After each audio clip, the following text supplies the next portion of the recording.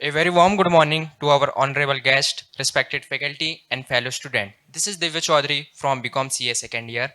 It is truly a pleasure to welcome you all to this insightful seminar on a topic that holds immense importance in today's digital age, cybersecurity.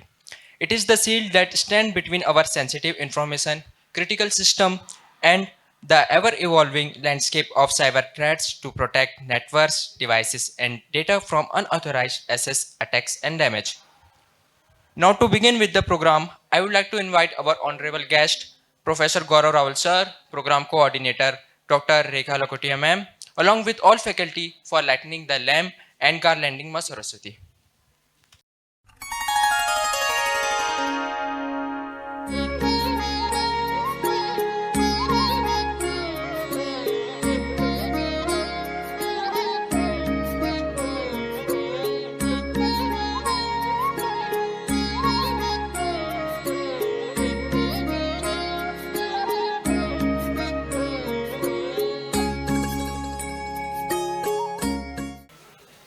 Now, following the Indian tradition, Atiti Deva Bhava, I would like to request Dr. Rekha Lakotia ma'am to welcome our honorable guest, Speaker Professor Gaurav Rahul sir, with life-giving plan. Today, we are fortunate to have an esteemed expert among us who will guide us through the intricacy of cybersecurity. Let me introduce you to our honorable guest, Professor Gaurav Rawal sir. He has worked with various institutes in Indore and an assistant professor and head of department computer science, having a experience of more than 20 years in academic as well as corporate sector. He has been associated with Police Radio Training School (PRTS) Indore, has guest faculty for various national and state level cybercrime prevention awareness program. He has been associated with Indore Police in various training programs and awareness campaign as a cybersecurity expert, guest trainer, and provide training to various CSPS circles, sub-inspectors, and IOS of Indore Police. Now I would like to request her to enlighten the students. So very good morning to one and all present here. So today we are gathered here to discuss something about the new era threats, that is something called cybersecurity and cybercrime. Before you to discuss few things, see, I am not going to discuss something called rocket science, but we will discuss the small things as far as the cybercrime and cybersecurity is concerned. If the things are small, it will never ever consider as a small. So we will discuss the small things, but the important one. And if something is important, we will consider as a not small. So cyber security, people are hearing here and there. Cyber crime, we are indulging every day in the newspaper, print media, or electronic media. Somebody cheated with so and so amount fraud. Somebody cheated. Somebody hacked someone's profile. Somebody hacked some websites like webjacking, government profiles, government officials profiles, and websites. What is going on actually? So we will start with because it is a 3-day seminar. We will start with the basic, because once you are comfortable with the basics, then you will get the higher investigation process, and then you will understand how to do what to do and what to do, how to do. So we'll discuss about the cyber security. See, I am coming because I am since last 11 years. 2011, I am associated with 2 of the police academy here at Indore. Along with the police personnel, we are working now with the government of India, with the 2 of the paramilitary forces, CISF Airport Unit and BSF Indore also. So I am coming with the few statistics with me. According to the report of the National Crime Record Bureau, now 2021 total crime committed in India was 52,974, out of which 32,230 belongs to a financial fraud or technical fraud or tech fraud. So the paradigm is total shift now.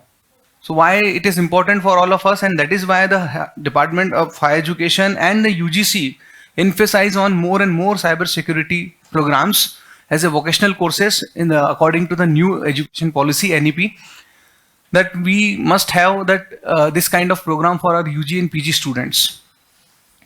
So the total crime was of 60.08% of that particular year. What it means? It means 60% जो crime हो रहे हैं भारत में वो cyber अपराध से संबंधित है. अभी हमारे पास काफी we often seen and heard about chain snatching, किसी ने किसी का पॉकेट ले लिया, किसी ने किसी का व्हीकल स्टोल कर दिया, but very often once in a month और twice a month. But every second और third day we heard and read in the newspaper कि किसी के साथ ओटीपी फ्रॉड हो गया, किसी के पास आइडेंटिटी थेफ्ट हो गया, किसी ने कोई ऑनलाइन टैक्स सपोर्ट के नाम पे कोई रिमोट एक्सेस एप्लीकेशन डाउनलोड करा के मिरर कर दिया मोबाइल को. तो ये सब चीजें अब बहुत ज्यादा हो रही हैं. मतलब the traditional crime is converted to a sophisticated crime. जिसको हम बोलते हैं कन्वेंशनल क्राइम जो है वो सोफिस्टिकेटेड क्राइम में कन्वर्ट हो गया, जिसको हम व्हाइट कॉलर क्राइम बोलते हैं. White collar crime means a crime suppose to committed with a sitting alone in a place with the one handheld device, that is a mobile or laptop or desktop, along with one internet connection, and we can cheat anyone in the anywhere in the world. That is something called white collar crime. इसमें कोई दल बल की जरूरत नहीं. बाकी सारे जो अपराध होते हैं उसमें हमको क्या होता है, हमको एक गैंग की जरूरत होती है, कुछ ग्रुप मेंबर्स की जरूरत होती है, हमें रिसोर्सेज की जरूरत होती है, संसाधन की. अगर हम लूट करने जा रहे हैं, रॉबरी करने जा रहे हैं, तो व्हीकल होना चाहिए, हमारे पास वेपन होना चाहिए लोगों को थ्रेटन करने के लिए, मास्क होना चाहिए अपनी आइडेंटिटी को हाइड करने के लिए. तो हमारे पास कुछ रिसोर्सेस एसेसरीज की जरूरत लगती. लेकिन व्हाइट कॉलर क्राइम में आपके पास सिर्फ एक मोबाइल डिवाइस है जिसपे इंटरनेट का कनेक्शन है, और आप किसी को भी चीट कर सकते हो फेक प्रोफाइल बनाकर, फेक यूआरएल लिंक भेजकर, या उनसे सोशल इंजीनियरिंग के थ्रू इंफॉर्मेशन निकालकर. होना चाहिए, ये आज हम डिस्कस करने वाले हैं हमारे उसमें. और it will be A interactive session, तो मैं बीच बीच में आपसे भी कुछ क्वेश्चन पूछूंगा. तो मैं अब हम बात करते हैं कि हमने इसके लिए क्या किया. अभी तक हमने तो कुछ भी काउंटर नहीं किया इसके लिए. जब इतने सारे फ्रॉड हो रहे हैं, 60% क्राइम हमारा बदल चुका है, हम आज भी वही हैंडल डिवाइस चला रहे हैं बट विदाउट द मैन्युअल. अब क्राइम हो क्यों रहे हैं इसका लॉजिक समझिए. आज से 4 साल पहले या 3 साल पहले जब कोविड नहीं आया था, तब आप कितना इंटरनेट यूज करते थे मोबाइल पे? Very less. 30% आप इंटरनेट पे मोबाइल यूज करते थे. सिर्फ व्हाट्सएप और फेसबुक तक आप लिमिटेड थे, और आप 70% काम अपना लैपटॉप या डेस्कटॉप पे करते थे. ईमेल चेकिंग हो, चाहे वेबसाइट सर्फिंग हो, या वहां से कोई डाउनलोड करना नोटिफिकेशन या रम्स स्टडी मटेरियल्स, वो सब आप लैपटॉप डेस्कटॉप से करते थे. आफ्टर द कोविड ईरा, जब पैराडिग्म से टोटली शिफ्टेड, तो अब 70-30 रेशियो हो गया. 70% अब आप काम कर रहे हो हैंडल डिवाइस पर, मोबाइल डिवाइस पे, राइट. अब आप 20 या 30% या 10% आप डेस्कटॉप यूज करते हो, 20% लैपटॉप यूज करते हो, और आप बाकी सारा काम किस पे करते हो? चाहे वो ऑनलाइन मीटिंग हो, ऑनलाइन स्टडी मटेरियल हो, या फिर कोई ऑनलाइन लेक्चर्स हो, वो सब आप उसी पे करते हो. बट आपने अपनी वर्चुअल प्रेजेंस को इस साइबर स्पेस में 70% शिफ्ट कर लिया हैंडल डिवाइस पर. लेकिन आपने इस हैंडल डिवाइस की सिक्योरिटी के लिए क्या किया? नथिंग. आप में से कितने लोग हैं जिनके पास अपने मोबाइल में गुड एंटीवायरस है? 2 along with me, इंक्लूडेड मी. कोई भी नहीं है. लेकिन हम सब लोग इस डिवाइस को यूज कर रहे हैं, मोबाइल को. तो विदाउट सिक्योरिटी कर रहे हो, तो फिर आपके चीट होने के चांसेस ज्यादा है. भाई आप लैपटॉप डेस्कटॉप कर रहे थे, तो आप उसमें एक एंटीवायरस रखते ही थे 200-300 रुपए का 1 साल भर के लिए. लेकिन आपने मोबाइल के लिए कभी नहीं सोचा. तब आपके पास अब स्पायरवेयर और मॉलवेयर और इस तरह के अटैक होने के चांसेस ज्यादा हैं, क्योंकि आप विदाउट सिक्योरिटी, विदाउट प्रोटेक्शन आप टेक्नोलॉजी को यूज कर रहे हो. ऐसा नहीं कि people are cheating you, they are more pro as compare to you, no, but they know that you do not have any protection system in your device. तो कोई भी फिशिंग लिंक उसमें आ जाती, कोई भी ऐप में एम्बेडेड होकर कोई मॉलवेयर इंसर्ट कराया जा सकता है, कोई स्पायवेयर कराया जा सकता है, और there is no mechanism available with us which says that there is a malware in your device. ऐसा अभी तक कोई मैकेनिज्म नहीं बना है. तो आपका एंटीवायरस ही आपको बताएगा कि कोई मॉलवेयर है, या कोई स्पायवेयर है, या कोई ट्रोजन है, या कोई वायरस है. लेकिन हम लोग डिवाइस में यूज नहीं करते हैं. तो अब this is a high time to discuss about. अब हम सबसे पहले बात बोलते हैं, हम कब बोलेंगे व्हाट्स योर गुड नेम? हाँ तमन्ना, हम कब बोलेंगे कि साइबर अपराध है? अपराध वर्ड जैसे ही आता है, हम कब बोलेंगे अपराध है? जब हमें यह पता हो कि ये चीज करना चाहिए, ये चीज नहीं करना चाहिए. जो चीज नहीं करना चाहिए वो अपराध. तो हमें ये कौन बताएगा कि ये चीज अनलॉफुल है और ये चीज लॉफुल है? तो हमें ये पता होना चाहिए कि पहले तो अनलॉफुल क्या है. तो according to the Indian information technology act, cyber अपराध क्या है? Any unlawful activity perform through any, अभी हमको लगता था सिर्फ इंटरनेट के थ्रू क्राइम होता है वही साइबर अपराध है, या लैपटॉप डेस्कटॉप या मोबाइल यूज होता है वही साइबर अपराध है, लेकिन this is not fully true, it's partially true now.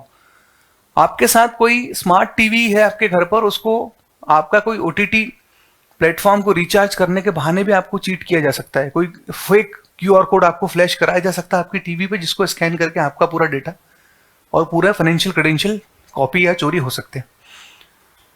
तो अब यहां पर ना तो लैपटॉप यूज हो रहा, ना डेस्कटॉप यूज हो रहा, ना इंटरनेट यूज हो रहा, लेकिन फिर भी ये साइबर अपराध है।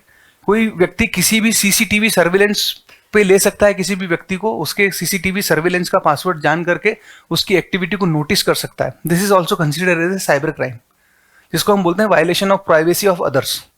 अभी हम थोड़ा लॉ भी पढ़ेंगे 3 दिन में, क्योंकि मैं ये मानता हूं कि किसी को साइबर सिक्योरिटी का पता हो चाहे ना हो, किसी को साइबर सिक्योरिटी के बारे में पता हो चाहे नहीं हो, साइबर क्राइम के बारे में, लेकिन साइबर लॉ के बारे में सबको पता होना चाहिए। आप में से कितने लोग ड्राइविंग करते हैं, 2 व्हीलर और 4 व्हीलर? ऑलमोस्ट सभी। आता तो है? सभी को ट्रैफिक रूल पता है? ग्रीन लाइट का मतलब क्या होता है, रेड लाइट का मतलब क्या होता है, और ऑरेंज लाइट का मतलब वेट करना। लेकिन इंटरनेट में किसी को लॉ नहीं पता है और हम यूज कर रहे हैं। तो हमारी हालत उस व्यक्ति जैसी जो layman come to the metro city, जिसको ट्रैफिक रूल्स का पता नहीं, जिसको जिब्रा क्रॉसिंग का पता नहीं, जिसको रेड लाइट, रेड सिग्नल या ग्रीन सिग्नल का पता नहीं, but he is roaming on the road like anything. तो क्या होगा फिर? कभी ना कभी तो वो किसी ना किसी गाड़ी से, क्योंकि वो रेड में चले जाएगा, कोई उस पर फेर के निकल जाएगा। लोग सोचेंगे, एक्सपेक्ट करेंगे कि ही सपोज टू और शी सपोज टू स्टॉप, जबकि उसको तो पता ही नहीं रेड का मतलब क्या है। यही चीज हो रही है हमारे साथ आज साइबर क्राइम में। हम टेक्नोलॉजी तो यूज कर रहे हैं, but without the manual. Without manual means law तो पता ही नहीं, अभी तक तो डेफिनेशन ही पहली बार देखी साइबर क्राइम की हमने। तो फिर क्या चीज साइबर क्राइम में आती, क्या नहीं आती, कौन कौन से तरीके हैं, कौन कौन सी चीजें हैं जो साइबर क्राइम में आती, ये हमें पता होना चाहिए। द कंट्री लाइक यूएस, वहां पे एक 5th स्टैंडर्ड के बच्चे को ये सिलेबस का पार्ट होता है cyber crime and cyber law. तो अ 5th standard students which is studying and staying in the US knows do's and don'ts of uploading something, do's and don'ts of downloading something, do's and don'ts of surfing something, do's and don'ts of forwarding something, जिसकी हमारे भारतवर्ष में, हमारे देश में कमी है, इस जागरूकता की कमी है। क्योंकि जैसे हमारी एनईपी में भी अभी आया, इस साल से निकाला है साइबर अपराध, उसमें आईटी लॉ भी है। क्यों है? जो टेक्नोलॉजी हम यूज कर रहे हैं, 70% हमारी ऑनलाइन प्रेजेंस बनी हुई है। लड़की की अभी भी ऑनलाइन प्रेजेंस बनी हुई है, मीनवाइल में I am giving the lecture, लेकिन उसको लॉ नहीं पता है। क्या नाम है आपका? कंचन, कांचन, आकांक्षा। तो उसका मतलब क्या हुआ कि उसके चांसेस, ये जो भी व्यक्ति उस टेक्नोलॉजी को यूज कर रहा है, उसके चांसेस चीट होने के ज्यादा हैं, क्योंकि वो बिना लॉ के यूज कर रहा है, बिना ट्रैफिक रूल जाने। अगर आप हाईवे पे जा रहे हो तो आपको पता है हाईवे पे हर लेन की स्पीड होती है। नेशनल हाईवे जितने भी होते हैं, NH 1 से लेकर 11, 45 तक है हमारे पास, 46 तक है नेशनल हाईवेज। हर लेन की एक स्पीड होती है। हमारे यहाँ इंदौर में या हमारे मध्य प्रदेश में या हमारे सामान्य जन सामानस में अभी हमको यही नहीं पता है कि हमको अगर बाईपास पे जाना है तो इस लेन की स्पीड क्या है और इस लेन की स्पीड क्या है। हमारे पास 4 लेन 8 लेन रोड्स तो हैं, बट हमको 4 लेन की स्पीड ही नहीं पता। 8 लेन रोड्स हैं हमारे पास, तो फर्स्ट लेन की मिनिमम स्पीड क्या होना चाहिए, सेकंड की क्या होना चाहिए, थर्ड की क्या होना चाहिए, हम कोई किसी को भी आगे यूं करके निकल जाता है। Then we use to met an accident. इसलिए हमारा एबी रोड पर या बाईपास पे रोज एक्सीडेंट होता है, क्योंकि हमें यही नहीं अवेयरनेस है। तो वही चीज हम इंटरनेट की दुनिया में आपके साथ होगी कि आपको ये नहीं पता है कि लॉ क्या कहता है, क्या चीज लॉफुल है, क्या अनलॉफुल है। तो आप किसी भी लड़के या लड़की को फेसबुक रिक्वेस्ट भेज दोगे, वो नहीं एक्सेप्ट करेगी, आप फिर भेज दोगे, वो नहीं एक्सेप्ट करेगा, आप फिर भेज दोगे। 3 बार से ज्यादा अगर कोई किसी को फेसबुक पर रिक्वेस्ट भेजता है, it's a violation of law. IT act में एक अंडर सेक्शन है इसके लिए, उसमें 3 साल की सजा और 2 लाख रुपए का प्रावधान है if a person report against you. पर चूंकि हम टेक्नोलॉजी यूज कर रहे हैं, फेसबुक व्हाट्सएप शायद 2012 से यूज कर रहे हैं अभी तक, पर अभी तक उसका लॉ नहीं पता है हमको। तो हमारी हालत भी उस ग्रामीण व्यक्ति जैसी जो एक महानगर में आ गया है बिना ये जाने कि रोड पे कैसे चलना है या किस लाइट का क्या मतलब है। तो this is the high time to know about that. तो हम ये 3 दिन में हम ये जो डिस्कस करेंगे। अभी हम आगे बढ़ते हैं कि किस तरह से होता है साइबर अपराध। 2 तरह से होता है, या तो आपके डिवाइस को टारगेट किया जाता है, मतलब यू आर द टारगेट, और you are your device is used as a tool, मतलब किसी और को टारगेट किया जा रहा है लेकिन आपके डिवाइस को उपयोग करके। फाइन। अब कौन कौन से ऐसे क्राइम है जो अभी फ्रीक्वेंटली हो रहे हैं? तो फाइनेंशियल फ्रॉड सबसे टॉप पर है, क्योंकि जितने भी क्राइम किए जा रहे हैं इनमें ये माना जा रहा है कि इनका मेन जो मोटिव है वो फाइनेंशियल गेन है।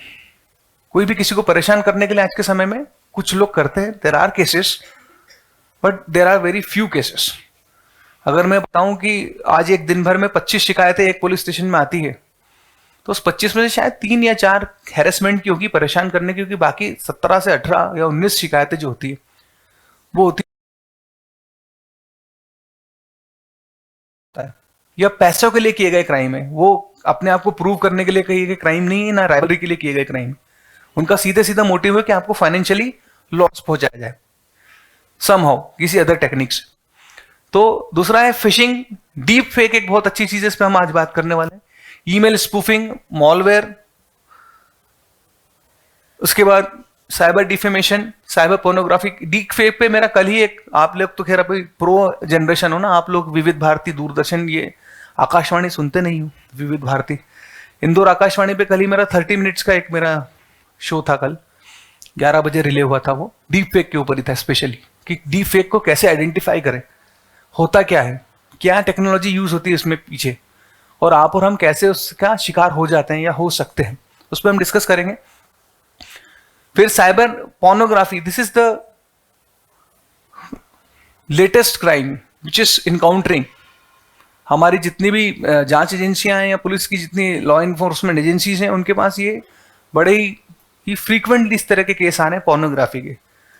और वो इसलिए भी आ रहे हैं क्योंकि ये भी एक सर्वे हुआ था, हमारी एक संस्था है जो ग्लोबली काम करती है, उन्होंने एक सर्वे किया था। इसमें एशिया पैसिफिक में जितने देश आते हैं, जिसमें Bharat, Pakistan, Bangladesh, China, Bhutan, Sri Lanka, in Asia से स्पेसिफिक के जितने जो देश हैं, जो 5-7 कंट्रीज हैं, इनमें 70% जो कंटेंट है वो पॉर्न कंटेंट सर्च किया जाता है। ये उस रिसर्च में आया। 70% जो लोग हैं उसमें केवल भारत नहीं है, पाकिस्तान भी है, श्रीलंका भी, पर हाँ हमारा भी कुछ अंश है। 70% जो हम कंटेंट सर्च कर रहे हैं नेट पर, हमारे यहाँ का जो व्यक्ति है वो क्या कर रहा है, अश्लील सामग्री को कर रहा है। एजुकेशनल सामग्री तो कर रहा है, but there are garbage available on the internet, then you have to use your prudence. अब वो होता है कि वो इसलिए कर पा रहा है क्योंकि उसको लॉ नहीं पता है। अगर उसको अंडर सेक्शन 67 पता है, अंडर सेक्शन 67A पता है और 67B पता है, तो किसी भी ऑनलाइन संचार के माध्यम से इंटरनेट पर अश्लील सामग्री का प्रचार प्रसार या उसको सर्फिंग करना या उसको डाउनलोड करना, ये अपराध है। इसमें 5 साल की सजा और 7 लाख रुपए जुर्माने का प्रावधान है। द्वितीय दोषी पाए जाने पर 7 साल की सजा और 10 लाख रुपए का प्रावधान है। अगर आपका डिवाइस या आपका मोबाइल में मेरे को वो क्लिप मिल जाती है डाउनलोड की हुई, अनडिग्निफाइड क्लिप, जिसको हम न्यूड क्लिप बोल सकते हैं, जिसको हम पॉर्न क्लिप बोल सकते हैं, या ऐसा कोई फोटो भी मिल जाता है आपके डिवाइस में, लैपटॉप, डेस्कटॉप, आपके हैंडल डिवाइस में, 5 साल की सजा का प्रावधान है। साइबर पोर्नोग्राफी अंडर सेक्शन 67 लिख लो। सबसे पहली बात तो वर्कशॉप में अपन आए हैं तो हमें याद होना चाहिए कि ये वर्कशॉप पेड वर्कशॉप है। पेड वर्कशॉप मतलब मुझे पैसे दिए गए हैं यहाँ आने के लिए। तो आपका इंस्टीट्यूट, डिपार्टमेंट अगर आप पैसे खर्चा कर रहा है आपके लिए, आपसे तो नहीं चार्ज किए होंगे,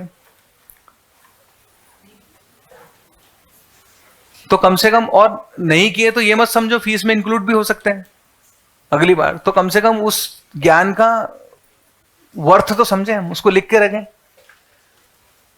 तो मैं तो बोल के चले जाऊंगा 3 दिन बाद। हाँ, तो रिपोर्ट कैसे बनाओगे जब तक कुछ लिखा ही नहीं होगा? पहले दिन सर ने क्या बोला, दूसरे दिन क्या बोला, किस बात पे डिस्कस किया, नहीं। Few are noting down but few are sitting like a mum, क्या हमें तो सब आता है, वो अभी भी वो बाबू ही संभाल के बैठा है दोनों। ये जितने भी हाथ में अपने अपने बाबू हैं वो नीचे रख लो। 100 मार्क्स का है first year second year CA का, मैडम बता रही, और फाइनल ईयर के तो इंटरनल मार्क्स इस पे डिपेंडेंट होंगे पूरे। इस प्रोजेक्ट रिपोर्ट पे जो आप सबमिट करोगे। तो there must be a written evidence कि तू तो बना लेगा किसी की कॉपी लेके, तो पेज ले लो किसी से। See there is will there is way, जहां चाह वहां। मैं भी कहीं ऐसी सेमिनार में फंस जाता हूं जहां पर मेरे पास पैड नहीं होता है, कई बार पेन भी नहीं होता, तो I used to ask request for 2 pages. मुझे लगता है कि मुझे भी ये चीजें नोट डाउन करना चाहिए, आगे मेरे काम आ सकती हैं। तो अगर सीखने की इच्छा होगी तो हम कर लेंगे, नहीं तो सुन के निकालने की इच्छा होगी तो सर बाद में नोट डाउन कर लेंगे उससे। पास वाला लिख रहा है मेरे, और वो कभी नहीं लिखते हो आप, क्योंकि मुझे 20 वर्ष हो चुका है एजुकेशन में। 9 साढ़े 9 साल में हार्ड ऑफ द डिपार्टमेंट था, और मैं 2001 से पढ़ा रहा हूँ वेरियस कॉलेजेस में। बहुत सारे कॉलेजेस हैं इंदौर के, मैं नाम नहीं लूंगा, पर हाँ मैं वहाँ पढ़ा चुका हूँ, अपनी सेवा दे चुका हूँ। चाहे वो एक्रोपोलिस इंस्टीट्यूट हो, चाहे वुमेन्स पॉलिटेक्निक राजेंद्र नगर हो, IMS DAVV हो, स्कूल ऑफ कंप्यूटर साइंस हो, खालसा साइंस कॉलेज हो, IK साइंस कॉलेज हो, सेंट पॉल कॉलेज हो, मैं बहुत सारे कॉलेजेस में मैं रहा हूँ इस 20 वर्षों में। तो आपको ध्यान रखना है कि जो भी पढ़ाया जाए वो आप लिखें। हम बात करते हैं क्योंकि ये लेटेस्ट है। अब ये क्यों हो रहा है? क्योंकि ease of communication and technology, चूंकि सस्ता डाटा इंटरनेट का मिल रहा है हमारे पास, cheap technology very cheaply available है दोनों के लिए, विक्टिम के लिए भी और अफेंडर के लिए भी। जो कर रहा है उसको भी चीपली अवेलेबल है, उसको एक 3-4 हजार का मोबाइल खरीदना है और उस पर एक 600 रुपए का पैक डलवाना है, उसको 700-800 रुपए का 3 महीने के लिए, 200 रुपए का इंटरनेट पर मंथ लग रहा है, और 4000 रुपए का डिवाइस। दिन भर के अगर वो 100 लोगों को कॉल करता है और 2 लोगों को भी चीट करता है और 1000 रुपए से चीट करता है, एक दिन का एक व्यक्ति भी चीट हो जाता है एक दिन का, तो 30 दिन के 30,000 रुपए एक व्यक्ति कमा रहा है। और ऐसे मैंने अगर 10 लोग बिठा दिए तो 10,000 रुपए पर डे, तो महीने के कितने हो गए? 3 लाख रुपए। और मेरा इन्वेस्टमेंट कितने लगा उन 10 को? 10-10 हजार के मोबाइल भी डिवाइस दिलाए तो 1 लाख रुपए, और उसमें इंटरनेट कनेक्शन 10 के लिए 6,000 रुपए का। तो मेरा काम 1,10,000 रुपए में हो जाता है, और मुझे हर महीने 3 लाख का रेवेन्यू जनरेट हो। Now it become the economic model. अब ये इकोनॉमिक मॉडल बन गया है, इंडस्ट्री बन गया है। ये केवल लोग शौकिया किसी को फ्रॉड नहीं कर रहे हैं, बड़े बड़े कॉल सेंटर्स पकड़े जा रहे हैं जहां पर लोग इस तरह से एक एक लिस्ट लेके बैठते हैं फोन नंबर्स की, और लोगों को चीट करने के लिए। तो राजस्थान का भरतपुर इलाका हो, चाहे हमारा मैंने बताया झारखंड का जामतारा हो, चाहे पश्चिम बंगाल अब शिफ्ट हो चुका जामतारा से, और आजकल वहां से ऑपरेट्स हो रही गैंग्स सारी, इवन आंध्रा से भी हो रही है। तो अब आपको सतर्क रहने की और ज्यादा जरूरत है। अब हम बात करने वाले हैं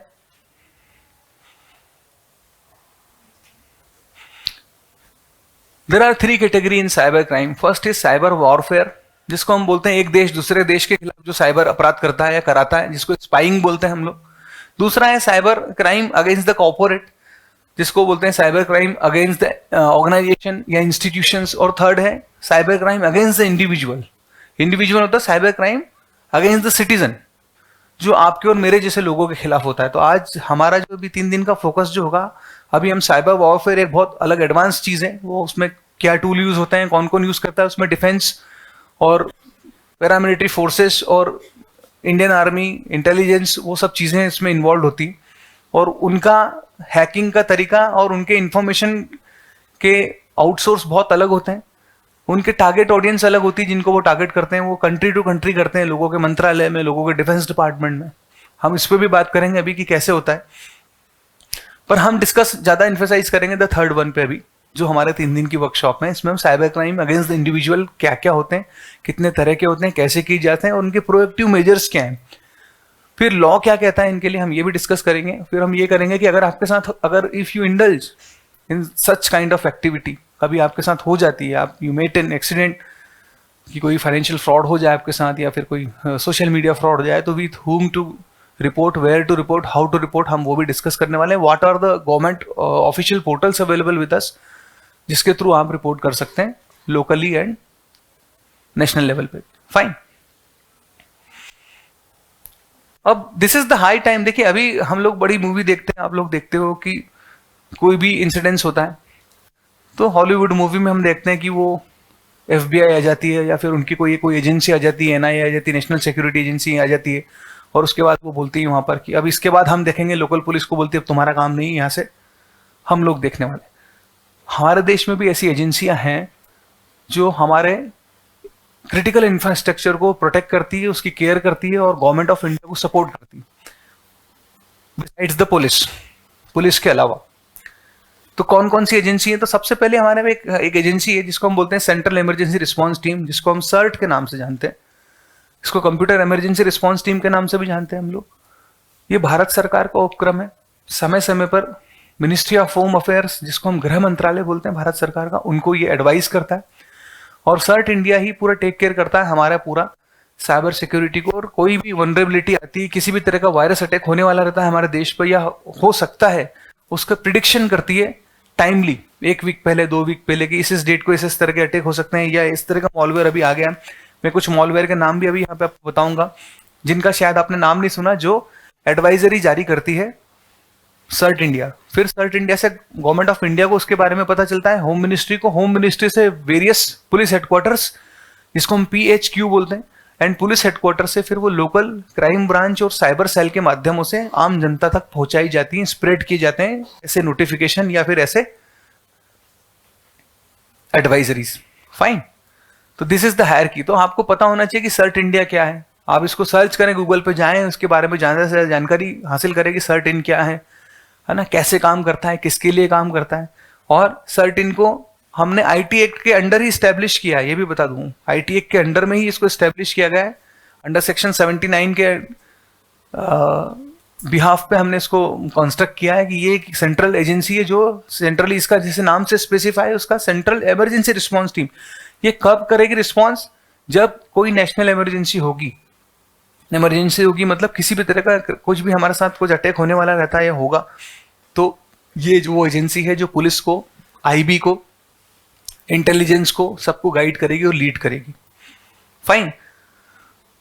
इसके भी अलग अलग टीम बनी हुई है। जैसे हमारे वहाँ एक NI है, नेशनल इंफॉर्मेटिक्स सेंटर, आपने नाम सुना हो तो, है ना। तो वो सारे जिलों में इस तरह के गवर्नेंस और उसको मेंटेनेंस और मैनेज करती है। अभी हमारे सारे गवर्नमेंट ऑफिशियल्स में एक सॉफ्टवेयर चल गया है जो पेपरलेस कल्चर की ओर हम अग्रसर हुए हैं, बढ़े हैं, जिसको हम बोलते हैं E-ऑफिस। वो भी NIC जिसको हम बोलते हैं, सॉरी NIA नहीं, नेशनल इंफॉर्मेटिक्स सेंटर, वो पूरा उसको टेक केयर करता है। गवर्नमेंट ऑफ इंडिया का यूनिट है, भारत सरकार का उपक्रम है। फाइन। दूसरा हमारे पास एक agency, national critical information infrastructure protection centre, जिसको हम NCIIPC बोलते हैं। इसको भी आप गूगल करेंगे, इसके बारे में भी बहुत जानकारी हासिल करेंगे। As the name specify, national critical information infrastructure protection. हमारे देश का जो भी क्रिटिकल इंफॉर्मेशन स्ट्रक्चर है उसको क्या करता है, प्रोटेक्शन के लिए ये एजेंसी गठित की गई है।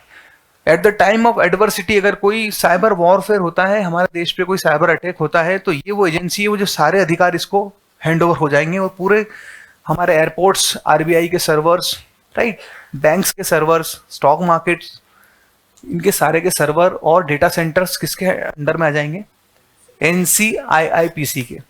फाइन। दूसरी हमारी एक और एजेंसी है जिसको हम बोलते हैं स्टैंडर्डाइजेशन टेस्टिंग क्वालिटी सर्टिफिकेशन, जिसको हम बोलते हैं STQC। जितने भी नए सॉफ्टवेयर्स आते हैं उनका सर्टिफिकेशन का होता है, स्टैंडर्डाइज करने की बात होती है, गवर्नमेंट ऑफ इंडिया से अप्रूवल देने की बात होती है, तो ये वो सेंटर है जो क्या करता है, हमारे सारे स्टैंडर्डाइजेशन प्रोसेस को क्या करता है, फाइनल करता है, फाइनलाइज करता है। तो ये वो एजेंसी है। तो आपको इसके बारे में भी पता होना चाहिए। This is the high time. मैंने बोला अभी तक कोविड एरा के टाइम पर अभी हम लोग इतने कॉन्शियस नहीं थे, जागृत नहीं थे, लेकिन ये आप, this is the high time जो आपको पता होना चाहिए कि हमारे देश में क्या क्या हो रहा है, कौन कौन सी एजेंसी काम कर, क्या क्या काम है और वो कैसे इसको लुक आफ्टर कर रही। फाइन। अब हम यहाँ पर क्यों इकट्ठा हुए, ये कोर्स क्यों डिजाइन किया गया, आपकी जो कोऑर्डिनेटर है डॉक्टर रेखा लखोटिया मैडम, उन्होंने क्यों रिक्वेस्ट की और क्यों इस तरह से बुलाया गया मुझे और इस टॉपिक पे डिस्कस करने के लिए बुलाया गया, क्योंकि this is the high time. क्यों? अगर हम भारत की बात करें तो हमारे वहां 80 करोड़ से ज्यादा इंटरनेट यूजर हैं और जिसमें से हाफ से भी ज्यादा या लगभग हाफ 35 करोड़ और मोर देन 35 करोड़, क्योंकि ये भी जो स्टेटिस्टिक्स है पुराना हो चुका है, एवरी डे इंक्रीज हो रहे हैं यूजर्स। आज जो मैं बोलूंगा उससे आंकड़ा कल बढ़ के ही आने वाला है, एक वीक बाद, एक मंथ बाद और एक क्वार्टर के बाद और ज्यादा बढ़ेगा। तो ये भी आउटडेटेड आंकड़ा है इससे ज्यादा ही है। लेकिन जो हमारा जो इंटरनेट यूज कर रहा है वो सब कहाँ है? रूरल एरियाज में, ग्रामीण अंचल, जिनको सिर्फ एक मोबाइल बटन के 2 बटन पता है, ग्रीन और red, but they do not know the technology measures. उनको नहीं पता, सिक्योरिटी मेजर्स तो बिल्कुल भी नहीं पता है, but they are using the technology. क्योंकि डिजिटल इंडिया के नाम पे सब लोग डिजिटल तो हो गए, पर मैंने वही बताया कि हम लोग सिक्योरिटी एस्पेक्ट्स या सिक्योरिटी मेजर्स उठाने में हम नाकाम रहे मतलब उस ओर सोचा ही नहीं गया। लेकिन अब this is the high time, क्योंकि कोविड आया था तो एकदम से all of sudden we suppose to shifted ourself. हम फोर्सली हम शिफ्ट हुए, हमको बाध्य किया गया कि हम ऑनलाइन आए। उस टाइम हम लोग तैयार ही नहीं थे, ना एजुकेशन सिस्टम तैयार था, ना मेडिकल सिस्टम तैयार था, ना इंडस्ट्रियल सेंटर तैयार था, कोई तरह सिस्टम में कोई प्लान भी नहीं था। लेकिन ऑल ऑफ सडन ये सिचुएशन वर्ल्ड ग्लोबली आई हमारे पास कोविड ईरा की, और हम लोग शिफ्ट हुए ऑनलाइन पर। लेकिन अब हम ऑनलाइन पर ही हैं, जब से सारे हम काम अभी ऑनलाइन ही कर रहे हैं। जो बस ठीक है, हम जूम मीटिंग को छोड़ के बाकी सब चीज़ हमने कम करी, जूम मीटिंग छोड़ दी, बाकी सारे काम हम उस पर ऑनलाइन ही कर रहे हैं। हम चाहे लिटरेचर हो, चाहे हमारा लिटरेचर रिव्यू हो, चाहे टेस्टिंग हो, चाहे फिर अप्रूवल्स हो, चाहे नोटिफिकेशंस हो, हम सब लोग ऑनलाइन ही देख। पर हमने सिक्योरिटी मेजर उस टाइम तो हम लोग ऑल ऑफ सडन शिफ्ट हुए थे, इसलिए हम ले नहीं पाए। But this is the high time to protect yourself. Fine. अब सबसे ज़्यादा हमारे पास जो केसेस आ रहे हैं nowadays, people becoming easy praise for online relationships, emotional harassment के केस आ रहे हैं। और स्पेशली हमने जो देखा है कि फ़ोन को, कैमरा को एक्सेस करके लोगों को ब्लैकमेल करने के और उनके इंटीमेट्स मोमेंट्स को क्लिक करके लोगों को, probationary sub inspectors, additional SPs and DSPs, how to investigate cyber crime. तो नेचुरली जैसे आप मेरे स्टूडेंट हो, वो स्टूडेंट बन के निकलते हैं, फिर वो पोस्ट होते हैं, वेरियस पोस्टिंग होती है उनकी पूरे मध्य प्रदेश में अलग अलग जिलों में। फिर उनको कुछ केसेस में मेरी मदद की ज़रूरत पड़ती, मुझे फ़ोन करते हैं कि सर ऐसा ऐसा कुछ केस आया, हैरेसमेंट का है, किसी ने किसी की प्रोफाइल हैक कर ली। अब इसमें हम कैसे फेसबुक को लिखें, फेसबुक लॉ इन्फोर्समेंट पेज पर जाकर हम लोग कैसे यूएस से इंफॉर्मेशन मंगा सकते हैं, ईमेल का स्ट्रक्चर क्या हो। फिर हम उनको लॉ भी पढ़ाते हैं कि 91 सीआरपीसी में क्या क्या स्पेसिफिक फॉर्मेट्स अवेलेबल हैं जिसके थ्रू वो ये इन्फॉर्मेशन गैदर कर सकते हो। तो अभी सबसे ज़्यादा जो केसेस आ रहे हैं इस तरह के आ रहे हैं, तो आपको बड़ा ही विजिलेंट होने की और अलर्ट होने की जरूरत है। अब हम देखते हैं कि आप और हम सबसे ज्यादा क्या यूज करते हैं आज के समय में? सोशल मीडिया, है ना। अब सोशल मीडिया में भी क्या क्या यूज करते हैं अगर हम देखें, एक मोटा मोटा हम समझे तो आप इतने तरह के सोशल मीडिया यूज करते हो, है ना। ठीक है वीर जी, मैं सही बोल रहा हूं? क्यों यूज करते हो, कोई बताएगा? आप बताइए, आप सोशल मीडिया क्यों यूज करते हो? सिंपल, आप वीर जी हो, बताइए वीर जी। एंटरटेनमेंट के लिए आप क्यों यूज करते हो सोशल मीडिया? नीड रहती है इंफॉर्मेशन की गैदर के लिए, कि आपने कोई जानकारी चाहिए। एंटरटेनमेंट, सब लोग एंटरटेनमेंट के लिए यूज करते हो। व्हाट्सएप पे कभी नोट्स नहीं बुलवाते हो, कभी कुछ इंफॉर्मेशन प्रैक्टिकल की जानकारी नहीं लेते हो, पर तुम तो सिर्फ एंटरटेनमेंट ही बोल रहे हो। कॉलेज के ग्रुप बने हैं, है ना, टेलीग्राम के ग्रुप्स होंगे, कॉलेज के तुम्हारे पॉडकास्ट ग्रुप होंगे, या तुम्हारे उस पर सारी इन्फॉर्मेशन फ्लोट होती है ना, सारी कॉलेज की एग्जाम्स डेट्स की, कब प्रैक्टिकल्स हो रहे हैं, मेंस कब हो रहे हैं, प्री कब हो रहे हैं। तो आप ये यूज करते हो मोटा मोटा एंटरटेनमेंट के लिए, फाइन। लेकिन हम क्यों करते हैं एंटरटेनमेंट? किस तरह का आप बताओ। आप कितने लोग इसमें से इंस्टाग्राम पर हैं? अब कितने लोग फेसबुक पर हैं? हाथ नीचे हो जाएंगे, बोले सर फेसबुक तो अब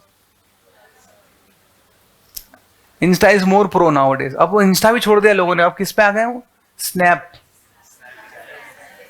है ना। इंस्टा भी अब ओके ओके हो गया। अब तो ये कि खाने के लिए रुको रुको, कोई नहीं खाएगा, हाँ आप खा सकते हैं, इनका बस नहीं। और एक नया ट्रेंड चला है, किसी भी होटल में जाएंगे, रिजॉर्ट्स में जाएंगे, तो पहले तो हम लोग अच्छी अच्छी जगहों की फोटो, आज ये सबसे पहले वहां घूमते हैं, वॉशरूम में जाते हैं, कांच के सामने, या फिर मुंह दबा के। नया ट्रेंड चल गया, वॉशरूम की कौन फोटो भेजता है यार? I do not know what this new generation is going, where they are going, मतलब व्हाट दे एक्सपेक्ट। होता है ना ऐसे आजकल करते हैं लोग। नहीं एक दूसरे पे मत करो, कोई भी करता होगा, वो उसका नाम ले रहा है, वो उसका नाम ले रहे हैं, पर पीपल ऑफन डू दिस। तो आप ये सारी इंफॉर्मेशन क्यों शेयर करते हो? अब ये तो एंटरटेनमेंट नहीं हुआ।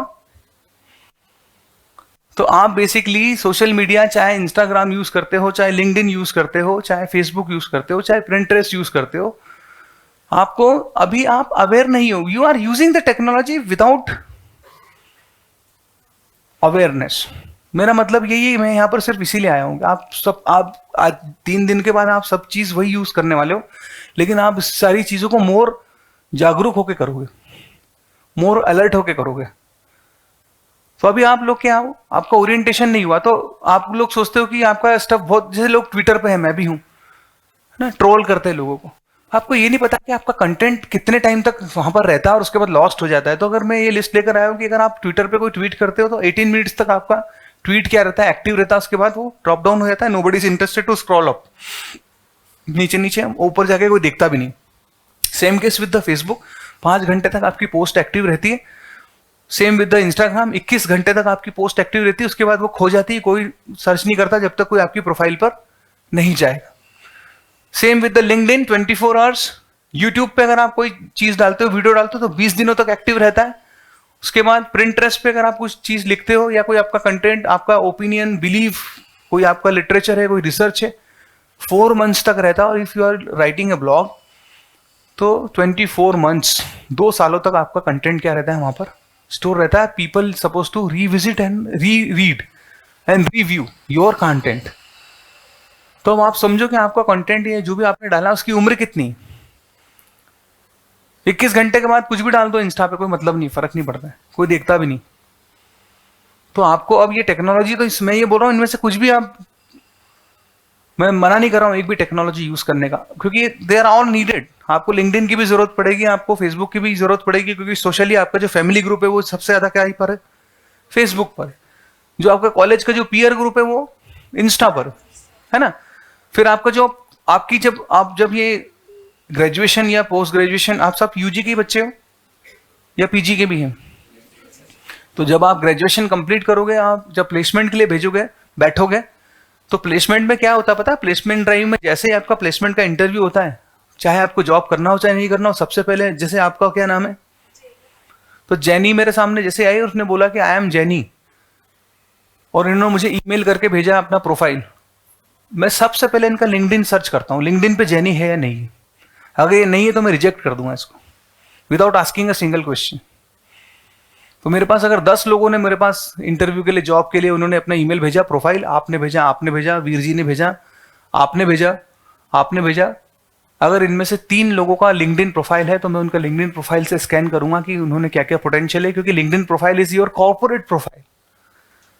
बाकी सारे जो प्रोफाइल है ये सोशल प्रोफाइल है, बाकी वो आपका प्रोफेशनल प्रोफाइल है लिंक्डइन में। उसमें आपको सिर्फ वही लिखना है कि आपकी एकेडमिक क्रेडेंशियल्स लिखना है, आपके प्रोफेशनल क्रेडेंशियल्स लिखना है, एक्सपीरियंसेस लिखना है। आपको कोई किसी ने आपका नाम सजेस्ट किया हो तो आपको वहां पर क्या है, लोग आपको एंडोर्स करते हैं, लोग आपको रिकमेंड करते हैं, रिकमेंडेशन लेटर। जैसे आपके हेड ऑफ द डिपार्टमेंट है, अगर मैडम है, तो मैडम आपको वहां पर लिंक्डइन पे रिकमेंडेशन लिखेंगे कि I know Jenny, she is a very honest girl, very energetic, very hard working, very focus to her work, ऐसा करके 4 लाइन लिखेंगी। तो मैं देखूंगा कि जिस कॉलेज में आप पढ़ रहे हो वहां का हेड ऑफ द डिपार्टमेंट आपके लिए क्या ओपिनियन रखता है। तो probability of your to be selected in green tray will be more. मैं इंटरव्यू के लिए बुलाने के लिए आपके चांसेस बढ़ जाएंगे। पर मैं ऐसे लड़के या ऐसी लड़की को देखूंगा जिसके ने अपने डिपार्टमेंट में या कोई भी उसके लिए रिकमेंडेशन लेटर नहीं है लिंक्डइन पे, या उसके लिंक्डइन प्रोफाइल ही नहीं है, तो हाउ इमेच्योर यू आर कि आप जॉब के लिए आ रहे हो और आपके पास कोई प्रोफेशनल प्रोफाइल ही नहीं। क्योंकि मैं आपका फेसबुक सर्च नहीं करने वाला आपके नाम से, क्योंकि फेसबुक पे तो आपका क्या नाम है, आपका क्या नाम है, हाँ आप व्हाइट शर्ट में लड़की बैठी हैं, ईशिता। तो मैं इनका ईशिता का ना तो फेसबुक देखने वाला हूं ना इंस्टा देखने वाला हूं, क्योंकि नाम तो इनका ईशिता है पर वहां पे प्रिया 1 2 3 है। हाँ 90% गर्ल्स का, ताकि उनके पापा नहीं देख लें, उनके भाई नहीं देख लें, उनके रिलेटिव नहीं देख लें कि मैडम किस तरह के पोस्ट डालती हैं। 80% लड़कियों के या तो अपने दूसरे नाम से प्रोफाइल होते हैं, या फिर 2 प्रोफाइल होते हैं। एक होता है धार्मिक प्रोफाइल, घर वालों के लिए, और एक था स्वीटी 123 उनके लिए, जिनको वो दिखाना चाहती हैं। और सबने उसके पूरे ग्रुप में एक ने स्वीटी, एक ने प्रिया, एक ने डॉली ऐसा बना रखा है, जबकि उनके नाम है Sarita, Anita, Lalita. This is true, brutal reality.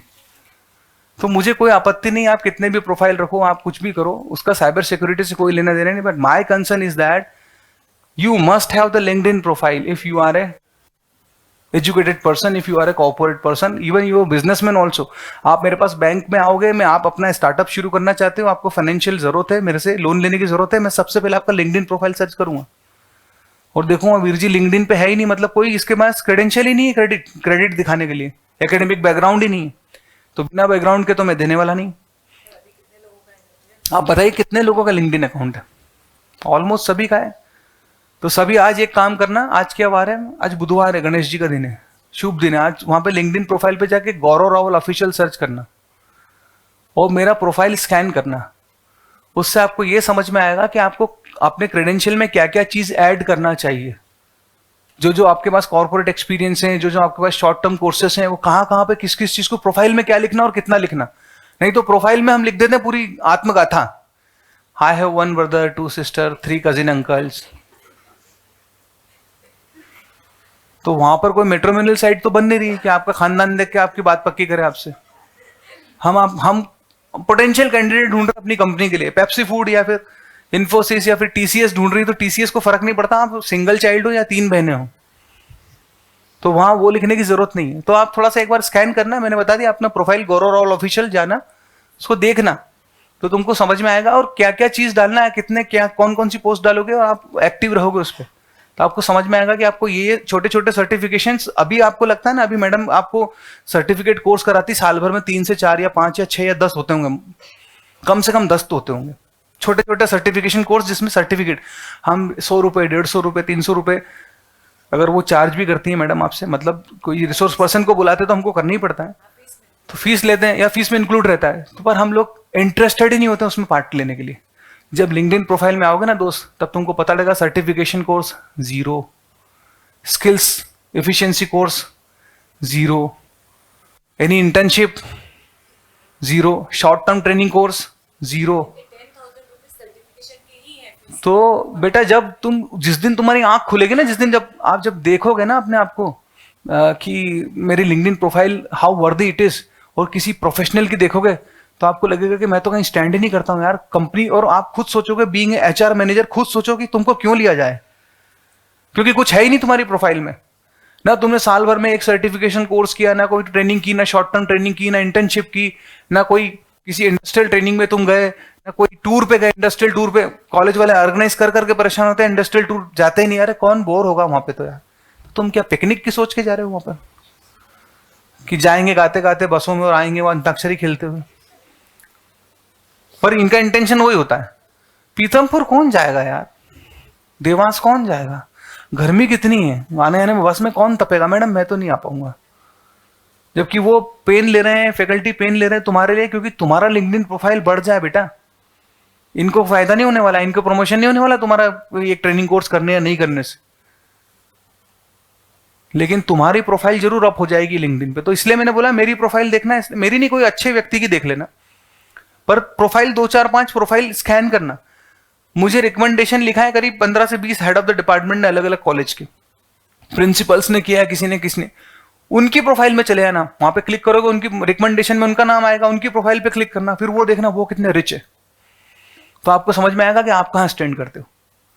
तो आपको ये समझना है कि सोशल मीडिया में क्या क्या प्रोफाइल्स आपके लिए इंपॉर्टेंट है और आपको किस तरह की पोस्ट ही डालना चाहिए, अदरवाइज वहां पे नेगेटिव मार्किंग हो जाती है। तो आपने बनाई है LinkedIn profile, corporate profile, professional profile, लेकिन वहां पर भी आप रोज एक बार शंकर जी का फोटो डाल रहे हो और वो ओम नमः शिवाय लिख रहे हो, श्री शिवाय नमस्तुभ्यम। मेरे को आपकी धार्मिक भक्ति पे, मैं खुद भी भक्त हूं, मुझे कोई तकलीफ नहीं, लेकिन वो प्रोफाइल नहीं जहां पे वो चीज आप डालें। वहां पर आपको सिर्फ कॉर्पोरेट या फिर आपको ट्रेनिंग के क्रेडेंशियल डालना चाहिए, या फिर कहीं आप गए वहां पर कोई अवार्ड रिवॉर्ड कुछ मिला, ऐसी चीजें डालना चाहिए ज्यादातर, या कहीं आपका कोई इंटर्नशिप की हो आपने, कोई शॉर्ट टर्म कोर्स किया हो। 90% लोगों को जॉब की कमी नहीं है मैम प्लेसमेंट में, लेकिन प्लेसमेंट उनको ये पता ही नहीं होता कि before appear in the placements उनका अपने वर्थ क्रिएट कैसे करना है। तो अभी जितने शॉर्ट टर्म कोर्सेस होते हैं, एक लैंग्वेज होती है, लोगों फॉरेन लैंग्वेज का एक कोर्स लोग चलाते हैं कॉलेजेस में, इंस्टीट्यूशन, लोग बच्चे इंटरेस्टेड ही नहीं होते, ना फ्रेंच सीखने में, ना जर्मनी सीखने में। लेकिन जब तुम जाओगे ना कि वहां पे फ्रेंच लैंग्वेज भी आती है, लिंक्डइन प्रोफाइल में सीधे फ्रांस से तुमको आएगा जॉब लेटर, फ्रेंच आती है इनको, इन पे कम काम करके इनसे काम लिया जा सकता है। तो फॉरेन लैंग्वेज की इंपॉर्टेंस तब है जब ओवरसीज में काम करना हो, जब आपको अब्रॉड में काम करना हो, तो वहां पे प्लस में जाता है, आपको एक वैल्यू एडेड चीज देखी जाती है। तो थोड़ा उस पर ध्यान दो। अब मैं मोटिवेशनल स्पीकर के बाद में आऊंगा, पहले हमारे टॉपिक पे चलते हैं, साइबर क्राइम। तो आपको यह ध्यान रखना फ्यूचर में कि कौन सी पोस्ट कितने टाइम लॉस्ट होती है, तो इस पर शिफ्ट होना पड़ेगा आपको कि आपको ट्वीट नहीं करना, फेसबुक पे इंस्टा पे अपनी एक्टिवनेस कम करो, लिंक्डइन पर और प्रिंटरेस्ट पर। और प्रिंटरेस्ट कितने लोगों को पता क्या होता है? क्या होता है प्रिंटरेस्ट, पता है आपको? Very good. आपको पता है प्रिंटरेस्ट क्या होता है? Very good. आपको पता है प्रिंटरेस्ट क्या होता है? बेटा आपको पता है प्रिंटरेस्ट क्या होता है? मिल जाती है ना। गूगल अगर मम्मी है तो प्रिंटरेस्ट मौसी है। गूगल अगर मम्मी है तो प्रिंटरेस्ट, और मौसी की एज और क्या होती है मम्मी से? तो बहुत सारी चीजें जो मम्मी भी नहीं बता पाती वो कौन बता देता है? फाइन, क्योंकि वो ज्यादा आपसे एज ग्रुप कम है ना आपका और उनका, इनमें तो जनरेशन गैप आ गया, इनको पता नहीं, आउटडेटेड हो गए थोड़े से, पर वो अपडेटेड रहते हैं। तो प्रिंटरेस्ट वो प्लेसेस जहां पर लोग अब जाकर गूगल की जगह सर्च करते हैं। वाई सो? गूगल पर जो कंटेंट मिलता है उसकी कोई एश्योरिटी नहीं है, कोई उसकी गारंटी नहीं है, लेकिन प्रिंटरेस्ट पे क्या होता है? एक्सपर्ट्स ओपिनियन मिलते हैं। मेरा प्रिंटरेस्ट प्रोफाइल है, तो वहां पर किसी ने पूछा व्हाट इज साइबर सिक्योरिटी, मैं उसको 4 लाइन में समझा दूंगा। व्हाट इज आइडेंटिटी थेफ्ट, मैं उसको 8 लाइन में समझा दूंगा। पूछेगा मुझसे what is fishing, what is spoofing, what is squatting, what is web jacking, मैं समझा दूंगा। तो मैं उसको 4-6 लाइन में समझाऊंगा। पर अब ये दूसरों के लिए भी क्या हो गया? आंसर हो गया। आप कोई अननोन व्यक्ति भी कोई वहां पर सर्च करेगा व्हाट इज साइबर सिक्योरिटी, तो सबसे पहले प्रोफेसर गौरव का आंसर आएगा उसमें लिखा हुआ कि दिस इज साइबर सिक्योरिटी। तो यहां पर आपको यह भी पता है कि जो कंटेंट जिसने दिया है वो एक्सपर्ट कौन है, और उसकी प्रोफाइल भी आएगी कि वो भी एलिजिबल है, क्योंकि ऐसे व्यक्ति तो जवाब नहीं दे सकता प्रिंटरेस्ट पे जवाब, क्योंकि पूछने वाला भी उतना ही प्रोएक्टिव है। तो वहां जवाब भी सोच समझ के देना पड़ता है और लिमिटेड देना पड़ता है, समराइज करके। तो गूगल पे जब आप सर्च करते हो और प्रिंटरेस्ट पे सर्च करते हो, तो वहां पर प्रोबेबिलिटी ज्यादा होती है अच्छे कंटेंट मिलने की और ऑथेंटिक कंटेंट मिलने की, क्योंकि वहां वो जो कंटेंट है किसके बिहाफ पे आ रहा है? किसी एक्सपर्ट ने उसके बारे में व्यू दिया है। गूगल में जो भरा है वो तो इंसाइक्लोपीडिया से उठाया हुआ है, किसी ने जहां से कभी बोला था उसने ऐसा कैसे रेफरेंस लाके पटक दिया आपके सामने। वो बोलता है कि आज भी गूगल खुद एक्सेप्ट करता है कि मेरे पास 70% जो कंटेंट है उसकी ऑथोरिटी, कुछ उसकी ऑथेंटिसिटी नहीं है। ये सिर्फ इंफॉर्मेशन के लिए, आप एक बार उसको वापस जाके क्या कर लो, काउंटर चेक कर लो। तो आप एक रामलाल लिखो गूगल पे 1 लाख रामलाल मिल जाएंगे। तो गूगल ये क्लेम नहीं करता है कि जिस रामलाल की आप बात कर रहे हो मैं वही बता रहा हूं, हो सकता है वो किसी और को बता रहा हूं। फाइन, तो आपको शिफ्ट होना पड़ेगा थोड़ा सा। हम जल्दी से आगे बढ़ते हैं। अब बात करते हैं साइबर लॉ की। तो हमारे वहां एक देश में एक कानून है जिसको हम बोलते हैं भारतीय सूचना प्रौद्योगिकी अधिनियम 2000, और उसको हमने अमेंडमेंट किया था 2008 में, तो 2008 के नाम से जाना जाता है। इंग्लिश में इसको बोलते हैं Indian information technology act 2008। Fine, तो ये सभी को पता होना चाहिए। जो हम इसको ब्रीफ में एक पूरा सेशन लेंगे इसके ऊपर 45 मिनट्स का, कि आईटी एक्ट होता क्या है, उसमें अंडर सेक्शंस क्या है, मेन जो रेलेवेंट अंडर सेक्शंस है जो आपके काम की, वो हम डिस्कस करने वाले। जो हर विद्यार्थी को, हर उस व्यक्ति को जो टेक्नोलॉजी यूज करता है, हैंडल डिवाइस यूज करता है, कोई चीज अपलोड करता है, कोई चीज डाउनलोड करता है, कोई चीज सर्फिंग करता है, उसको पता होना चाहिए सारी धाराएं, और इन धाराओं के पीछे कितने अपराध या कितनी सजाएं हैं वो भी पता होना चाहिए। तो आप उसको करने से बचेंगे। अभी आपको क्या होता है, एक छोटे बच्चे को भी मालूम है कि कोई किसी का मर्डर कर दे तो उसको क्या होगी? सजा होगी, क्योंकि उसने देख रखा है ऐसे सीरियल्स में, नाटकों में, ड्रामाज में, कि किसी ने किसी को नाइफ अंदर घुसेड़ा, उसके बाद उसको बिहाइंड द बार जाना पड़ा, हथकड़ी लग गई, जेल जाना पड़ा। तो एक छोटे 3 साल के बच्चे को भी पता है कि किसी को मारने की सजा मिलती है, पुलिस पकड़ लेती है, क्योंकि उसने ऐसा कहाँ देखा है? सीरियल्स में। लेकिन वही बच्चा जब कोई चीज पोस्ट पे बिना ऑथेंटिसिटी जाने उसको डाउनलोड कर लेता है या उस पोस्ट पे कमेंट कर देता है, उस बच्चे को ये नहीं पता कि मैं बिना ऑथेंटिसिटी जाने इस पे कमेंट करूंगा तो मैं सह अभियुक्त बन जाऊंगा। आपने कोई पोस्ट करी, उसमें आपने मेरे बारे में लिखा कि फला फला व्यक्ति चोर है, आप पे तो ऑफेंस बनेगा, लेकिन इन्होंने वो पोस्ट को लाइक कर दिया तो ये सह अभियुक्त बन गए, इनको 6 महीने की जेल हो जाएगी, इनको 3 साल की होगी। तो क्योंकि इन्होंने उसका स्वीकृति दे दी, उस पर ऑथेंटिक, उस पर मोहर लगा दी कि हाँ लाइक का मतलब क्या है कि हाँ मैं भी ये मानता हूं कि ये चोर है या गलत है। तो आपको ये पता होना चाहिए कि हमको ऑनलाइन वर्ल्ड में कोई भी चीज, पर हमारे यहाँ तो कैसा आता है ना मैसेज, ठोको लाइक, आज देखते हैं कितने भारतीय हैं, है ना। एक कोई पोस्ट आती, कम्युनल पोस्ट इस तरह की आती, आज देखते हैं कितने भारतीय, कितने हिंदुस्तानी हैं, कितने लोग लाइक करते हैं। अरे क्यों लाइक करते हैं भैया, मुझे पता नहीं कहाँ का वीडियो है, कहाँ की पोस्ट डाल रहे हो तुम, कोई तंजानिया का, तजाकिस्तान का, कोई कहाँ का पोस्ट दिखा रहे हो, वीडियो बता रहे हो, और बता रहे हो हमारे भारत का, लखनऊ का, हैदराबाद का और यहाँ का बता रहे हो, और फिर आप क्लेम कर रहे हो कि देखो कैसा कैसा किया जा रहा है। तो बिना ऑथेंटिसिटी जाने आपको ऐसा नहीं करना। अगर आपने देखा होगा, इसका एक छोटा सा एग्जांपल देता हूँ, आपने कोविड के समय में देखा होगा एक वीडियो चला था जिसमें एक व्यक्ति बनाना को खोलता है और उसमें से कीड़े निकलते हैं। देखा था किसी ने? कोविड के समय में था, आया था वो वीडियो कि केले में आजकल ऐसे कीड़े आ रहे हैं। वो यहाँ का नहीं था, वो फॉरेन का वीडियो था, पर उसके चक्कर में हमारे यहाँ के केले के भाव खत्म हो गए थे, लोगों में डर बैठ गया था। तो यहाँ पर यही होता है इस ऑनलाइन वर्ल्ड में, ऑथेंटिसिटी जानो कि किस देश काल और किस जगह की बात हो रही। उसके बगैर आपको मिलता जुलता लगे तो आपको मानना नहीं, विश्वास नहीं करना, नहीं तो आप वायलेशन कर बैठोगे लॉ का, और उसके बाद फिर even by mistake you made an mistake, mistake is mistake, क्योंकि लॉ लॉ है। आप वो नहीं बोल सकते सर गलती से गोली चल गई, आप पे भी 302 का मुकदमा चलने वाला है, भले ही अनइंटेंशनली मर्डर का चलेगा, गैर इरादतन हत्या का अपराध, लेकिन हत्या का अपराध तो है ना, इरादा नहीं था, लेकिन आपकी वजह से एक व्यक्ति की मौत तो हो ही गई है, या उसकी डिफेम तो हो ही गया है वो। तो आपको ये कोई भी कमेंट करने के पहले, ग्रुप पर स्पेशली हमने देखा बच्चे बच्चे लड़ लेते हैं व्हाट्सएप पे, फेसबुक मैसेंजर पर, या कम्युनिटी ग्रुप पे लड़ लेते हैं, फिर गालियां बकना शुरू कर देते एक दूसरे को। फिर वो बोलती तू मत बता, मैं तेरी भी बता, तेरा कितना क्या है, ये है वो। फिर बोलती तेरे मैं बताऊं क्या, 4-4 थे, 5-5 थे। और फिर वो अब्यूज लैंग्वेज तक पहुंच जाता है। फिर बीच में इनका भी कोई मित्र होगा और उसका भी कोई मित्र होगा, फिर ये दोनों पीछे हट जाती, वो चालू हो जाते हैं। तो ऑनलाइन संचार के माध्यमों पे अगर किसी को अब्यूज किया है तो यहां पर अंडर सेक्शंस लगेगी आईटी एक्ट की, आपको पता होना चाहिए। किसी को डिफेम करना, मैं अभी उसमें बताऊंगा आपको आईटी एक्ट में क्या धाराएं होती है। किसी को गुमनाम संचार के माध्यमों से फोन करना, धमकी देना, धमकी भरा फोन करना, या कोई टेक्स्ट लिख देना किसी के बारे में कि तुझे कल देख लूंगा, तू कल बाहर निकल, कल कॉलेज आके बता, इस पे भी धाराएं हैं।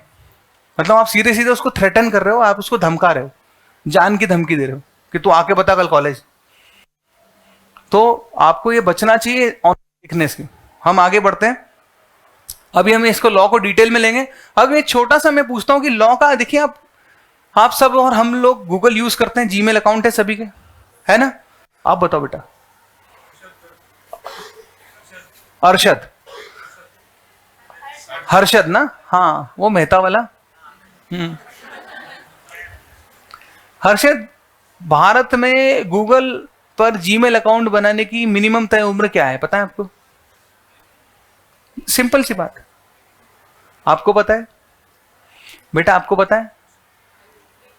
18+। आपका क्या नाम, शुभ नाम? इच्छा, दीक्षा। आपको पता है 18+? सेम टू ही बोल देता ना। आपको पता है? हाँ, man in the white shirt, yes, 18+। अब ये दोनों जूते खाएंगे, तू भी खाएगा। आप बताओ कितनी?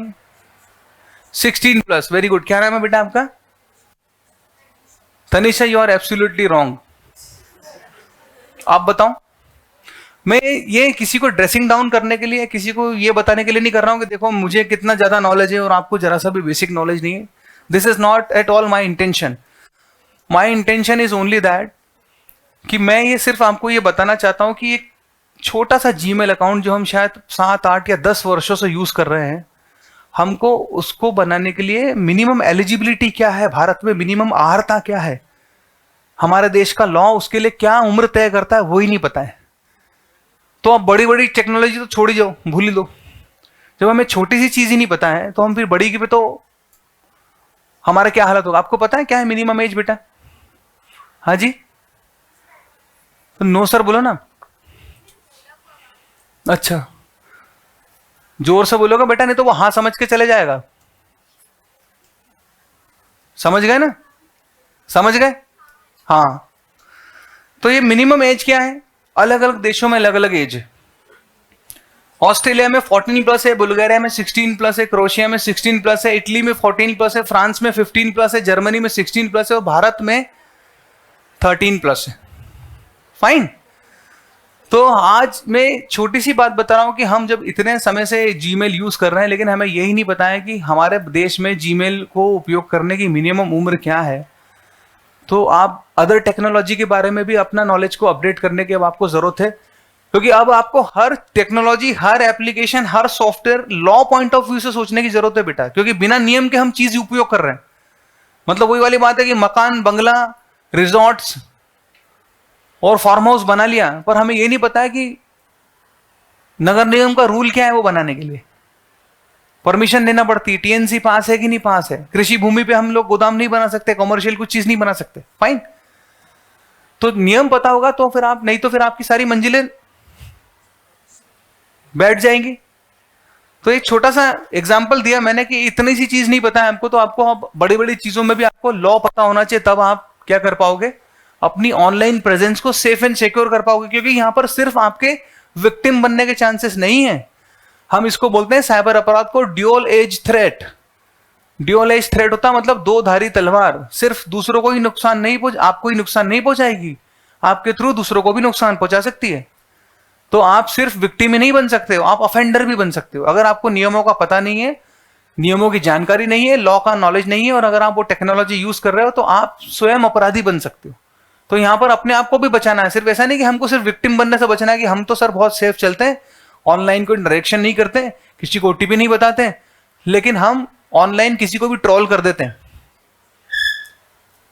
तो आईटी एक्ट की धारा लग जाएगी इसमें, 66 लगती है।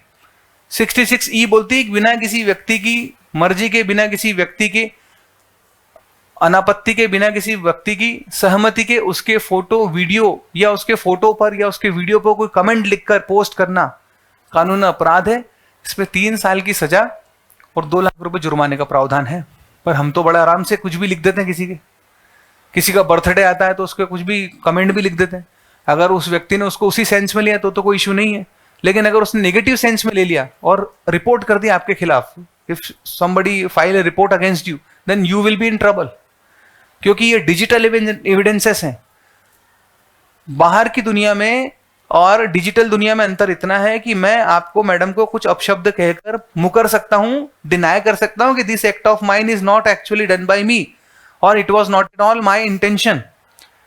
क्योंकि कोई सुनने वाला नहीं, हम 2 ही थे उस समय पर, या कोई तीसरा व्यक्ति था वो भी बोला मैंने दूर से ढंग से सुना नहीं, या उनको सुनने की तकलीफ हो सकती है।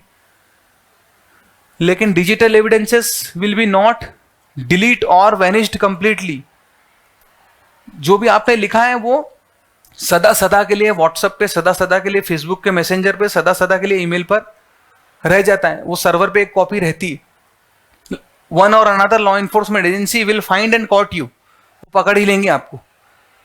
ये उसी तरह से है कि कोई कॉल सुनने के बाद या किसी को कॉल लगाने के बाद मैंने डायल कॉल में से अपना फोन नंबर डिलीट कर दिया, डायलिंग नंबर, समझो रिसीविंग वाले से भी वो डिलीट हो गया, तो मैं बोलूंगा मैंने इसको कॉल ही नहीं लगाया, लेकिन इस व्यक्ति की कॉल डिटेल रिकॉर्ड टावर पे है मेरे पास कि इतने बज के इतने मिनट में इसने इतनी देर बात करी। तो वो अगर 20 बार उसने कॉल लगाया तो 20 बार का रिकॉर्ड है वहां पर। तो यहां पर भी है कि जो व्हाट्सएप और फेसबुक पे जो भी आप टाइप करते हो वो रिकॉर्ड होता है, सर्वर पे उसकी एक कॉपी रह जाती है। एंड टू एंड इंक्रिप्शन तो है, लेकिन लॉ इन्फोर्समेंट एजेंसी जब मांगती हैं तो ये सारी कंपनीज डेटा देती हैं, देने को बाध्य हैं आईटी एक्ट के थ्रू। मैं बताता हूँ आपको, आईटी एक्ट में बताऊंगा कि कौन सी अंडर सेक्शन है जिसके थ्रू 10 ऐसी एजेंसियां भारत की जो किसी भी तरह का डेटा इनसे, मीडिएटरों से, मध्यवर्तियों से, मतलब जो सर्विस प्रोवाइडर है उनसे डेटा ले सकती है। उनको शक्तियां प्राप्त है, इतना उनको पावर है इनकी। कोई भी 10 अलग अलग, उसमें इंटेलिजेंस ब्यूरो भी है, उसमें नार्कोटिक ब्यूरो भी है, उसमें Delhi commissioner of police Delhi भी है, उसमें सीबीआई भी है, मैं बताऊंगा आपको। अब हम बात कर रहे हैं फेसबुक। आप लोग जब चलाते हैं तो फेसबुक की बात हो रही है। फेसबुक पे मिनिमम उम्र क्या है? यहां पर भी 13 साल है। फेसबुक खुद कहता है, ये देखो ये लिखा हुआ, people not are not allowed to use the Facebook who are under the 13 years. लेकिन हमारे वहां 10-10, 12-12 साल के बच्चों के भी क्या है? फेसबुक अकाउंट है। मुन्नी का भी है, चुन्नू का भी है, गुड्डू का भी है, डुग्गू का भी है ना? सबने बना रखे हैं। तो ये वायलेशन है। अगर ऐसे व्यक्ति के साथ कोई अपराध होता है तो they themselves are doing the violation of law. वो खुद ही अपराध कर रहे हैं तो वो कैसे रिपोर्ट करेंगे? फाइन।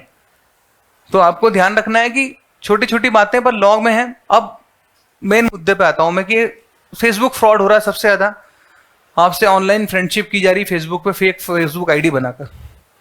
किस तरह से होती? तो ये मैंने एक स्क्रीनशॉट लिया है कि इस तरह से यूजुअली अपने मोबाइल पे रिक्वेस्ट आती है लोगों की, राइट?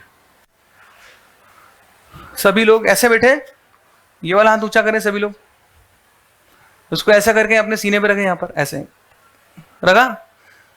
सच सच बताना, सीने पे हाथ रख के इस सारी रिक्वेस्ट में से कौन सी एक्सेप्ट करोगे? सच्ची सच्ची बताना, सच्ची सच्ची बताना वीर जी। अरे बड़े सीधे हो तुम तो। कौन सी करोगे? कोई सी भी एक्सेप्ट नहीं करोगे? So beautiful, like a wow. But ऐसा होता नहीं है।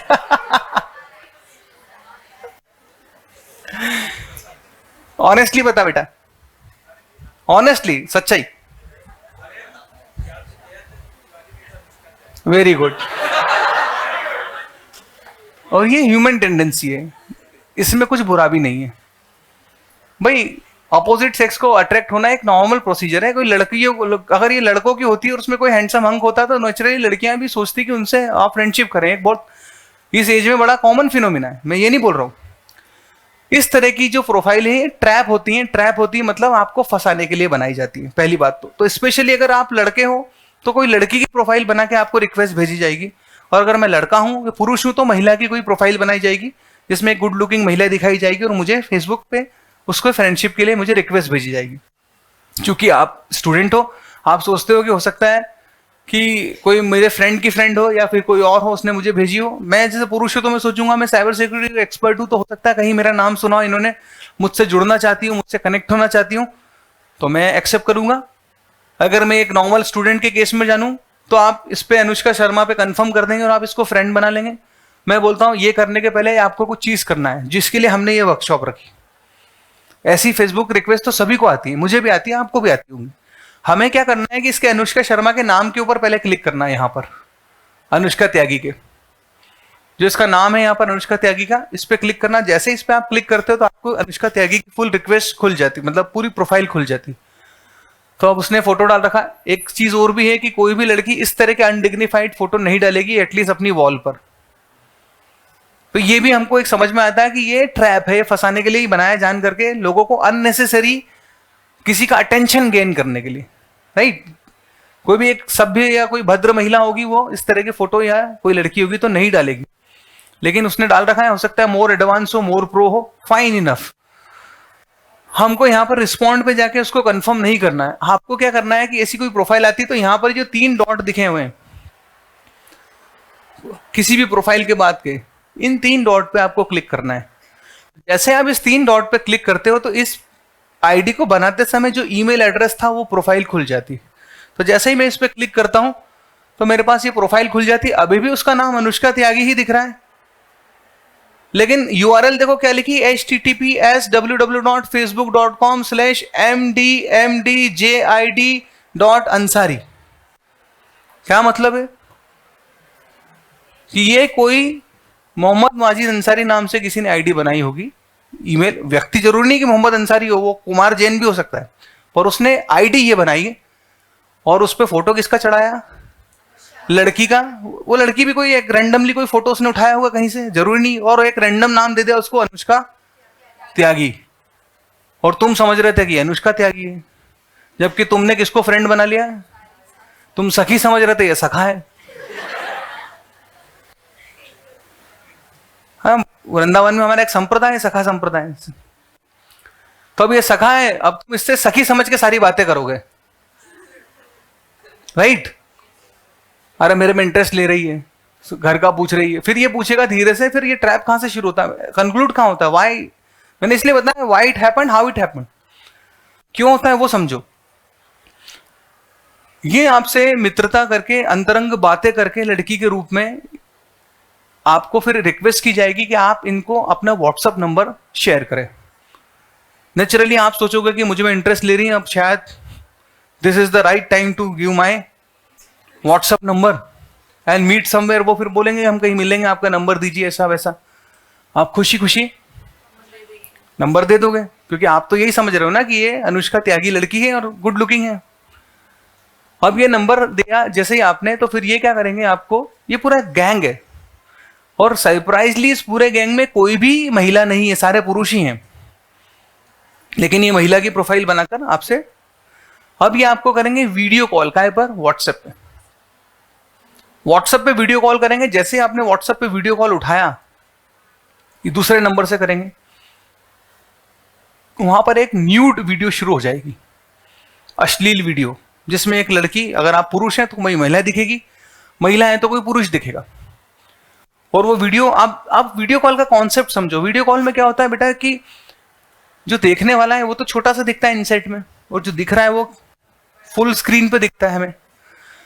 उसके एंड पे जैसे अपोजिट है, उसके एंड पे आपका फेस क्या दिख रहा है? फुल स्क्रीन पर, और वो जो दिखा रहा है वो स्मॉल स्क्रीन पर, और वहां उसकी स्क्रीन पे उसने लगा रखा है स्क्रीन रिकॉर्डर। तो जैसे ही इस तरह का वीडियो आता है तो आपको तो लगेगा कि ये अनुष्का त्यागी ही है और ये वीडियो उसका ही है, और आप उसको समझोगे, देखोगे, तब तक 10 से 12, 15, 20 सेकंड हो चुके हैं इस बात को। उसके बाद अगर आपको अच्छा लगता है, नहीं लगता, आप उसको काट दोगे। कुछ लोग हैं पूरी तरह से देख के समझना चाहते हैं प्रॉपर। मैं एनालिसिस कर रहा था, हमारे पास केसेस आते हैं मैम, और बड़े बड़े बुजुर्गों के केसेस आते हैं जिन्होंने ऐसे वीडियो कॉल, अब जैसे ये 10 मिनट की, 10 सेकंड की, 20-25 सेकंड की, 40 सेकंड की या 1 मिनट की वीडियो बनी, उसके बाद वो फोन कट कर देते हैं, आपको इमीडिएट कॉल किया जाता है और आपके व्हाट्सएप पे एक क्लिप भेज दी जाती है। अगर इतने इतने लाख रुपए नहीं दिए तो ये क्लिप, क्योंकि आप इनको क्या बना चुके हो, कौन सा फ्रेंड बना चुके हो? फेसबुक फ्रेंड बना चुके हो। अगर आपने ये पैसे नहीं दिए तो ये क्लिप आपकी वॉल पर डाल रही हूं और आपको टैग भी करूंगी, तो आपके जितने ही मित्र हैं वो भी देख लेंगे कि दादाजी कहां लगे हुए हैं आजकल, या फिर भैया कहां लगे हुए हैं आजकल, या फिर दीदी क्या देख रही हैं आजकल। क्योंकि कोई भी आपसे पूछेगा कुछ नहीं, वॉल पे वो वीडियो हो जाएगी जिसमें आप बड़े स्क्रीन पे दिख रहे हो उस न्यूड वीडियो को देखते हुए, और न्यूड वीडियो छोटी सी दिख रही है। यहां से स्टार्ट होता है सोशल स्टिग्मा, सामाजिक कलंक के रूप में आपको ये प्रदर्शित किया जाता है, और आप डर जाते हो, घबरा जाते हो। 1,000, 10,000, 20,000, 50,000, 60,000, लोगों ने 21 लाख रुपए तक भी दे दिए हैं इस वीडियो के ऊपर। जो जितनी बड़ी प्रोफाइल का व्यक्ति, उसकी इज्जत उतनी ज्यादा प्यारी, तो उसकी उतनी ज्यादा कैपेसिटी देने की कि भाई किसी को मत बताना, मैं दे रहा हूं, भेज रहा हूं, आप अकाउंट नंबर भेजो, ऐसा वैसा। और आपको दोनों तरह से, अगर कोई व्यक्ति कहता है कि मैं पैसे नहीं देता हूं या मेरे पास पैसे नहीं है, तो अब क्या होगा कि अगर आपने इनको पैसे देने का मना किया तो ये बोलेंगे, इनकी तरफ से एक व्यक्ति फोन करता है आपको और बोलता है मैं दिल्ली पुलिस से बोल रहा हूँ, क्राइम ब्रांच से, आपके खिलाफ एक रिपोर्ट आई है और आपका एक न्यूड वीडियो आया है जो सोशल मीडिया पे वायरल हो रहा है, आपके खिलाफ FIR दर्ज कर ली गई है, और अगर आपको सेटलमेंट करना चाहते हो तो बात करो। तो फिर पुलिस वाला बन के आपसे पैसे ऐंठे जाते हैं। अब इस पूरे केस में किसकी गलती है बताओ? एक तो सबसे पहली गलती क्या थी हमने कि अननोन रिक्वेस्ट, हम सबसे पहले चलते हैं, हम गलती क्या करते हैं, अननोन रिक्वेस्ट पे हमने रिस्पॉन्ड किया बिना देखे, बिना उसकी URL चेक किए। URL चेक भी कर ली, उसको मित्र भी बना लिया, चलो हम नहीं डाउट करते हैं, फाइन इनफ, हमने इसको मित्र भी बना लिया। हमको यहाँ पर कई बार मैसी URL भी दिखती है, मतलब उसमें कुछ नंबर वगैरह दिखते हैं, नाम नहीं दिखेगा, हमने फ्रेंड भी बना लिया। लेकिन तो भी किसी भी ऐसे व्यक्ति को जिसने फेसबुक पे आपसे फ्रेंडशिप की उसको अपना मोबाइल नंबर नहीं शेयर करना। मोबाइल नंबर शेयर भी कर दिया तो अननोन नंबर से वीडियो कॉल को नहीं उठाना। उठा भी लिया, अब यहां पर आपको एक चीज काम में आती है जो आपको बताती है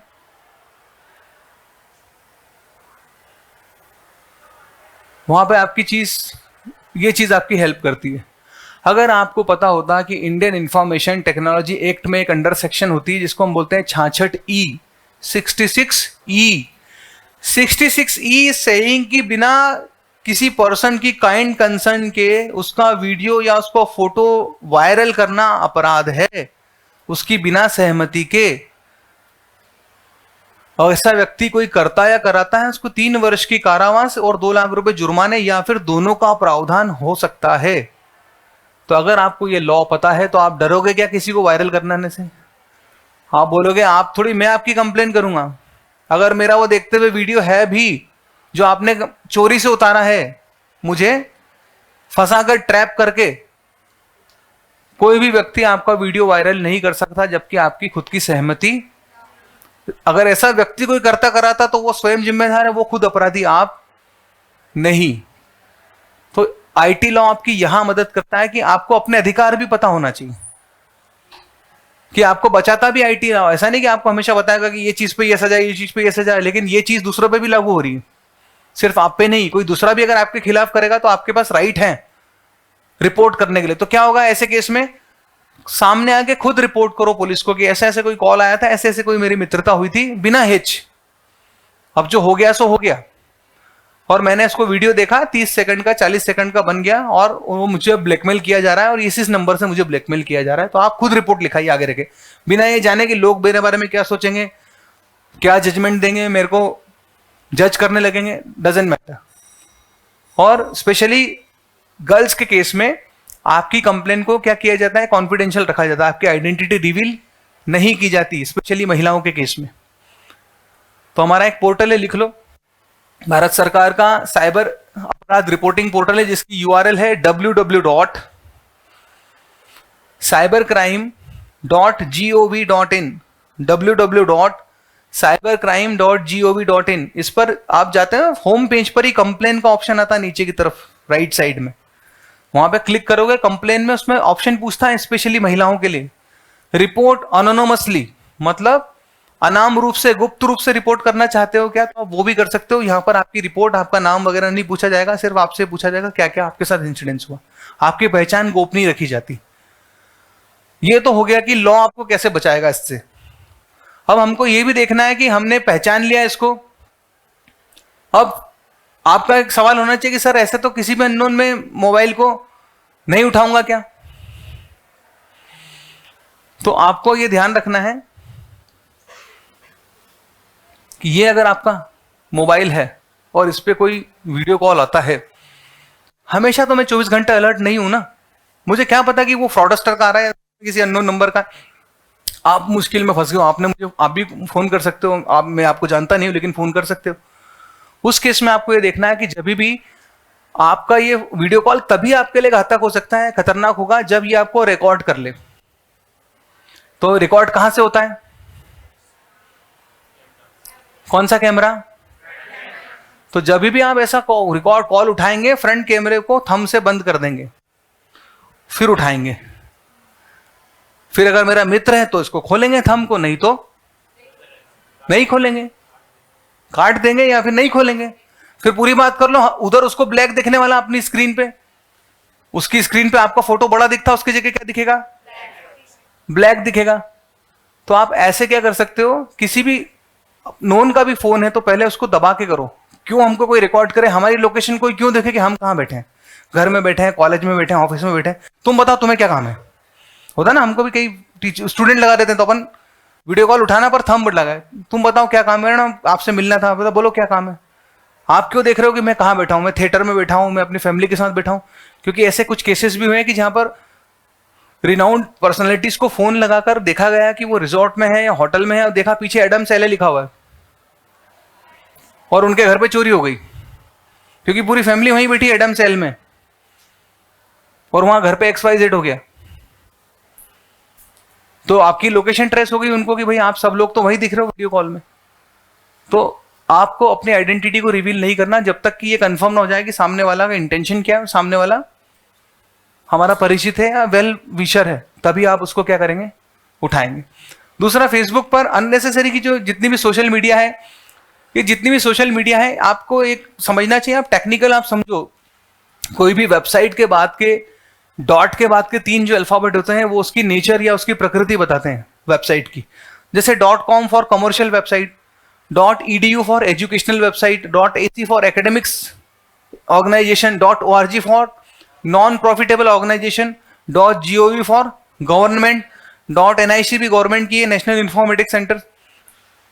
तो अगर कोई भी वेबसाइट के बाद .com लिखा है मतलब वो कैसी वेबसाइट है, कैसी वेबसाइट है, कमर्शियल है। कमर्शियल मतलब उसका काम बेचना और खरीदना है, मतलब वो समाज सेवा के लिए नहीं आई। तो फेसबुक क्या है, .com, इंस्टाग्राम क्या है, .com, लिंक्डइन क्या है, .com, प्रिंटरेस्ट क्या है, .com, यूट्यूब क्या है।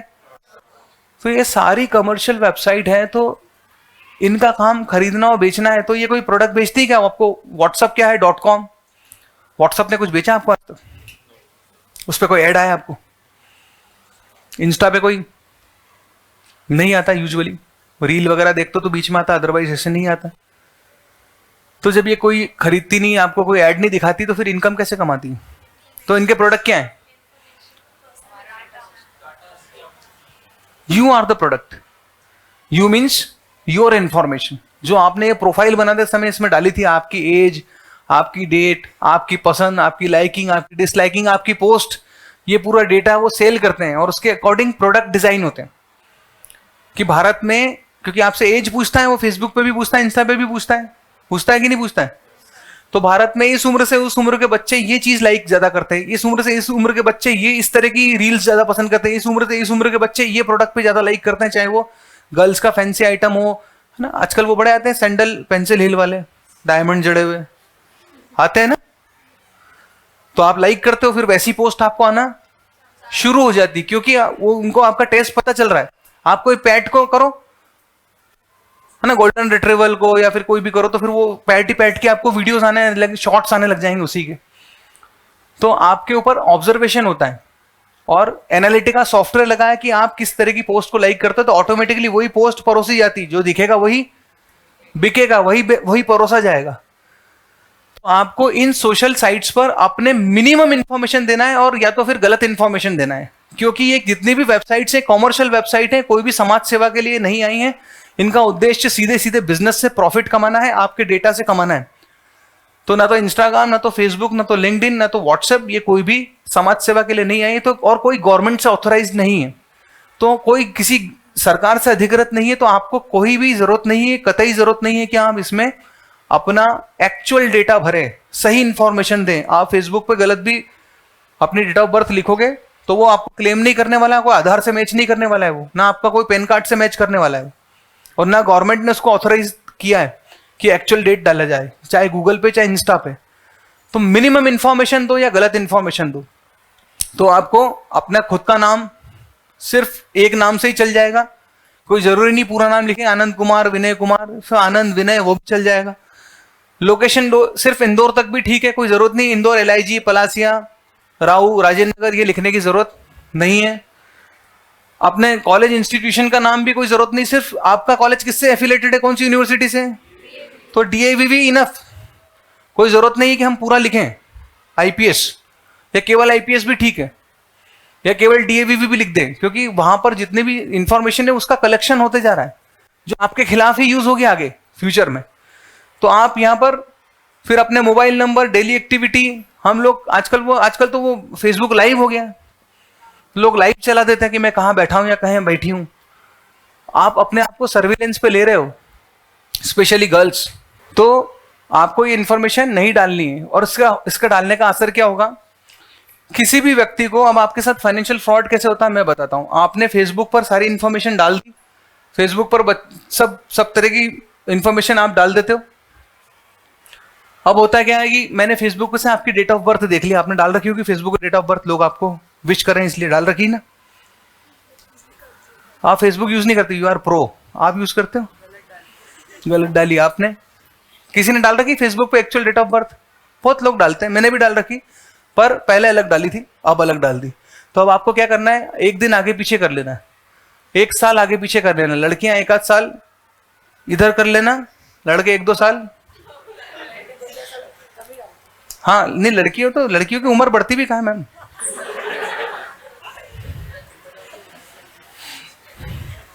हाँ, जेंटलमैन की पे सैलरी और लड़कियों की एज, ये अपराध है पूछना, है ना, ये अभद्रता कहलाती। वीर जी ध्यान रखना, नहीं तो फिर क्या होता है, ऐसे लोग पूछ लेते हैं तुसी कितने बड़े हो, तो मुंह दिखाई में बाहर।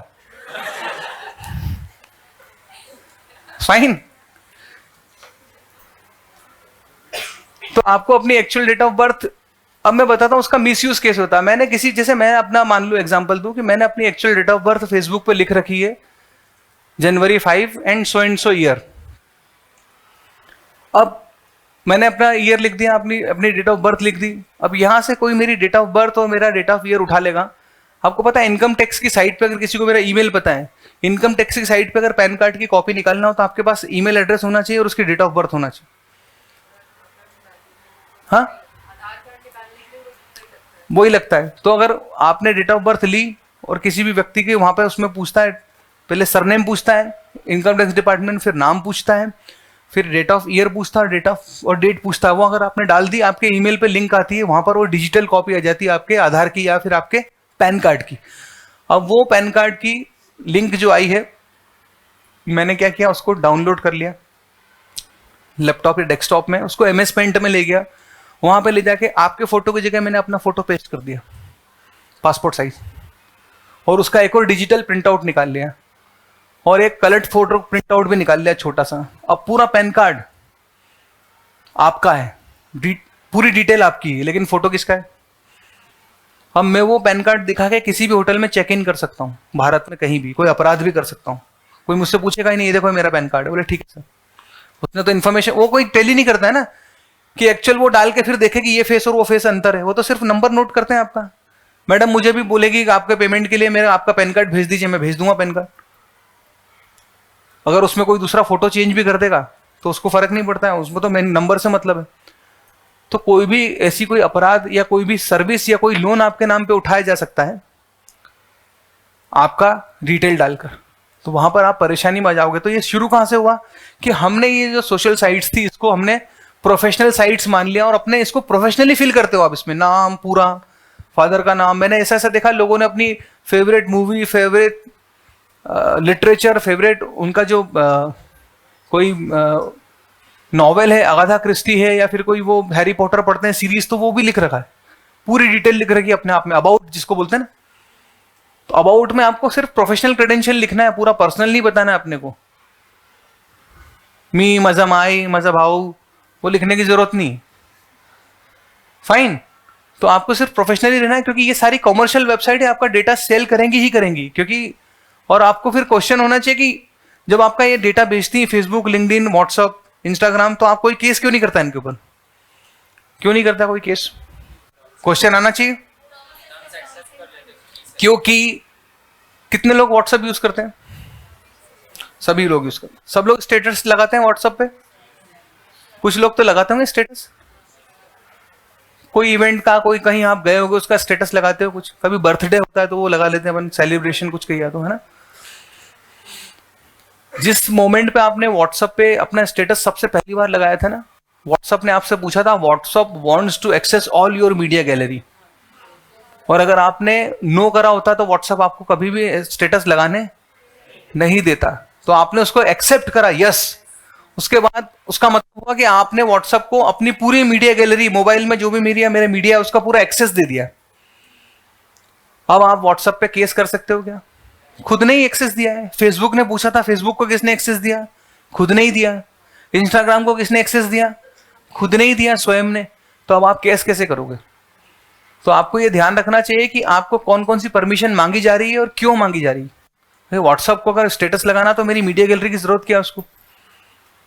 और या फिर मैं इतना मेजर्स मतलब अलर्ट रहूं कि मैं अपनी मीडिया गैलरी में पर्सनल फोटोग्राफ नहीं रखूं, मेरी फैमिली के, वाइफ के, बच्चों के, मेरे पर्सनल जो क्रेडेंशियल्स हैं, पैन कार्ड का या फिर आधार का या वोटर आईडी का फोटो मैं गैलरी में ना रखूं, क्योंकि वो तो मैंने परमिशन दे दी है, व्हाट्सएप के पास चले जाएगा, उसने तो एक बार परमिशन ली, अब जो जो उसमें आता जाएगा उस पोर्टली में, उस मीडिया गैलरी में जो जो आता जाएगा वो उसको क्या जाता जाएगा। उसने एक बार परमिशन ली, बार बार थोड़ी मांगता हमसे, एक बार परमिशन ले ली कि एक्सेस, मतलब वो एक्सेस कर सकता हमारा सब कुछ, तो आपने स्वयं ने उसको परमिशन दी है। तो इसलिए ऐसी कोई ऐप यूज ना करिए जब तक कि वो ऐप आपको बहुत ज्यादा जरूरत नहीं हो, ऐसी कोई परमिशन मत दीजिए जब तक कि उसके बगैर आपसे रहते ना बने। ट्रू कॉलर कितने लोग यूज करते हैं? Very good. क्यों यूज करते हैं ट्रू कॉलर? पता चले ट्रू कॉलर मेरे पास भी इंस्टॉल्ड है, मैंने अपना नाम एसपी इंदौर लिख रखा, आप क्या फ्लैश होगा आपके मोबाइल पे? तो अब कोई रेलेवेंसी है क्या ट्रू कॉलर की? उसमें तो जो वो व्यक्ति वो दिखाना चाहता वही दिखेगा। मैं कमिश्नर इंदौर कर दूंगा तो कमिश्नर इंदौर दिखेगा, मुख्यमंत्री मध्य प्रदेश कर दूंगा तो वही दिखने वाला है। लेकिन ट्रू कॉलर कौन से देश की एप्लीकेशन है पता है? स्वीडिश कंपनी है, स्वीडन की कंपनी है। आपका सारा डेटा कहां जा रहा है?